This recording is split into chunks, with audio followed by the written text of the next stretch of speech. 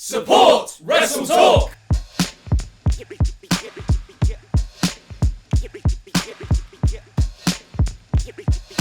Welcome to the ScreenGrapple. This is what the internet has been saying about wrestling this week. I'm Fakidor Laurie Blake, and that is Housemate Simon. Raw! What is it good for? Absolutely nothing. So we've recently seen the return of Vince McMahon to our screens. Goddamn genius. And he has introduced the wildcard rule. He did try and explain his own rule to AJ Styles. The wildcard rule is 3 members of SmackDown could be invited to Raw. 3 members of SmackDown could be invited to SmackDown. You understand what I'm trying to say? Absolutely not. Look at AJ. Look at AJ there, understanding exactly what he's trying to say. That's him. That's his face when he was first told that the Earth is round. But last week we said we were going to make a trophy. We have now done that. This is the official trophy for the Scott Steiner Mathletics Memorial Trophy Challenge Cup. You can see I may have actually spelt some of it wrong already. But that's fine. On purpose or just... No, I wish it was. If you'd like to give that somehow to Vince, accept it on his behalf.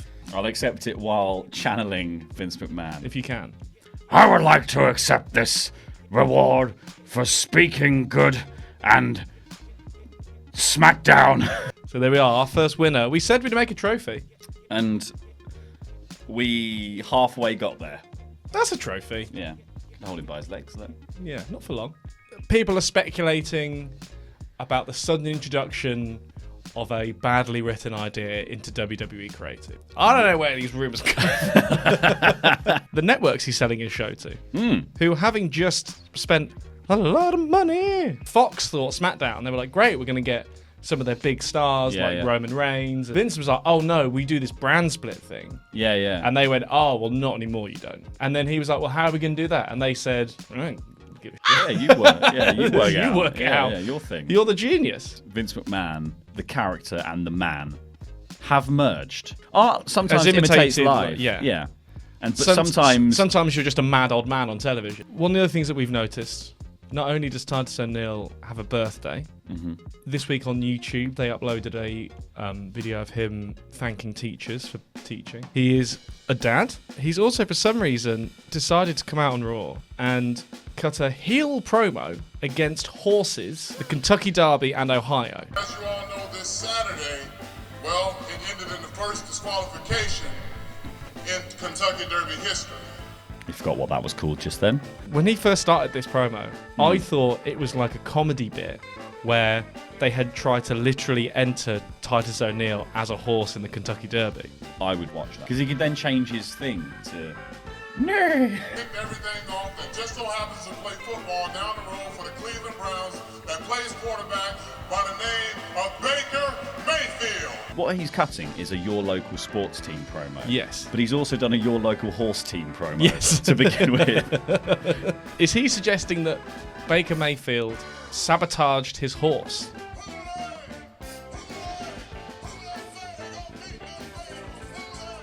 So was he? That's it. Was he trying to play on some sort of intercity problem between Cleveland and Cincinnati?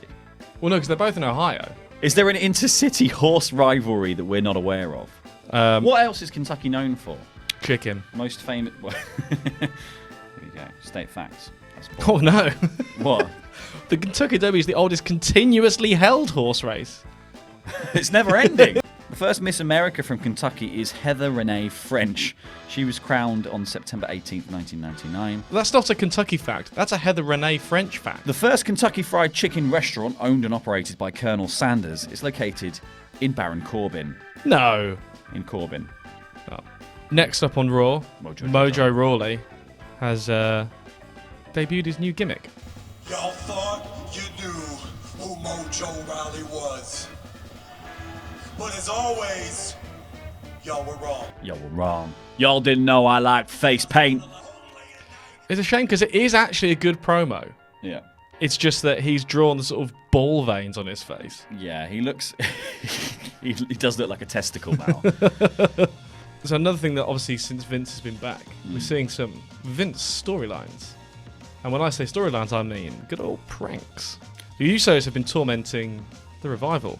First of all, with a classic Oh, delicious prank. Get a spoonful of this prank they pulled. Oh, gotta reload it. What? Hey, you missed the spot! That's a classic prank. But then it continues because now they've done this. To use something called Oozy Hot. Now, what is that substance? Come.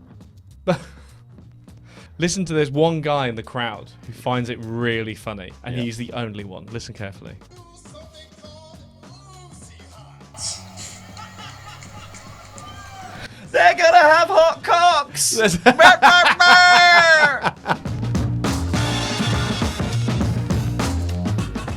Let's move on to SmackDown.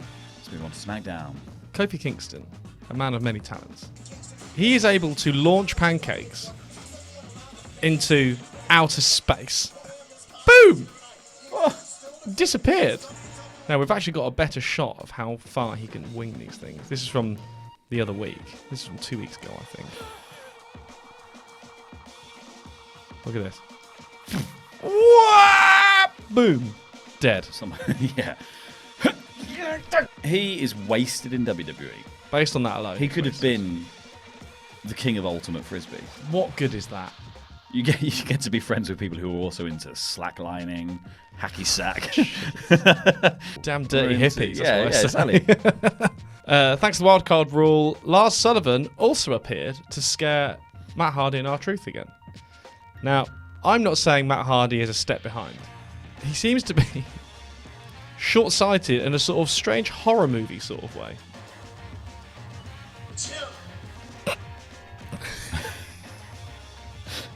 That's how I would approach a ghoul. It's him. He doesn't even point at him. No one's looking at the thing they're pointing at. I am currently, in WWE terms, looking at the television that is to my right. Yeah, but these still got eyes. Awesome SmackDown. Daniel Bryan's new angle, I guess, has been revealed. He's now going to be a tag team champion. So he's taken a rung lower for no reason at all. But they won them from, you guessed it, wildcards. The Usos. My issue with this, we know they're going to win. Yeah, because they're the only ones on SmackDown. So, like, you can say wildcard all you want, Yeah. but of course they're not going to give the titles to a team that are going to lead. Well, the perfect sense that was made of this would have been to immediately put the titles on people who aren't on that brand. Like, then you bake in the idea that anything can happen. So either the Usos are in this match and the Usos win the belts, or you don't have the goddamn match. Have it with the tag team on SmackDown. Yeah, there's nothing wrong with that. But they have this match, have the Usos appear on SmackDown, sure, and have a different match No. with someone they got beef with. Why are they there? They're allowed to be there. But Wild card. doesn't make any Woo! sense. Wild card. The wild card rule makes no sense.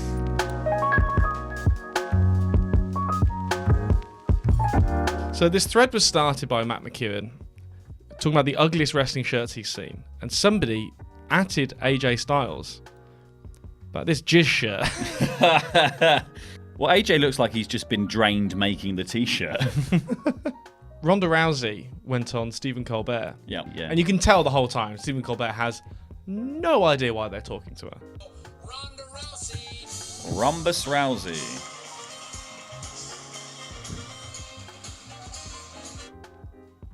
What is that music? That'll be the Street Fighter music. That is the Street Fighter music, yeah. What the hell happened to you? I need to get better at faking it. Oh! The kayfabe broken alarm. What is her problem? It's real to me, damn it. Now she's just got a permanent shocker hand. Yeah, but also to be like... So she goes on to explain how she broke the hand. Okay, let's have that. This is a WWE injury? Yeah. No, it's a Mortal Kombat injury, Steven. There was a point in the match where, like, I was teasing that I was going to throw a girl for a table, and then I went, tables are for bitches! And I threw the table, and then I was like, oh, I have to... Did you plan on throwing the table? Or Yeah. just... She talks about WrestleMania Yeah. like it was just like a funny, weird thing she was asked to do. Yeah. Throw a girl through a table. You mean in It was the, like the most in important... the main event? Yeah, arguably calendar. the most important women's wrestling match ever. It's so weird. It's so weird that she's so bad at this bit of it. Robert Downey Jr. went to Korea. Yes. He, for some reason, danced. Somebody put that dance to the New Day's entrance music.